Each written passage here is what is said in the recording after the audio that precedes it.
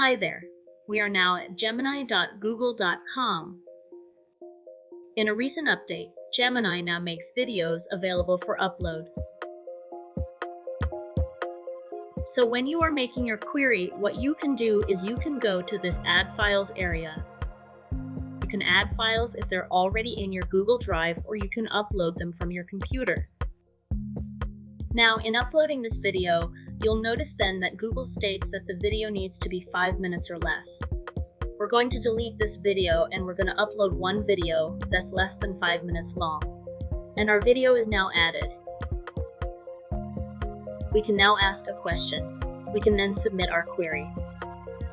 We can allow Gemini to work with our query based on the video that we have uploaded.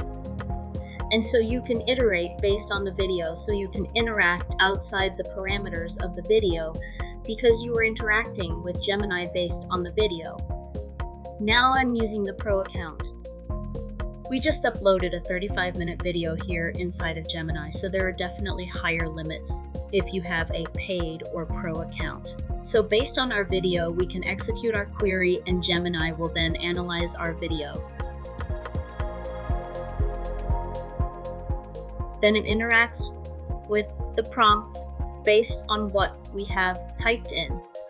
Now, because the video is longer, the process is going to take longer than if we had uploaded a shorter video. It's important to note also that we are using the reasoning model inside of Gemini, which also takes longer than just the regular model. And so you can use Gemini by uploading video as an input in order to get the answer that you are looking for. There you have it, and I will see you in another video.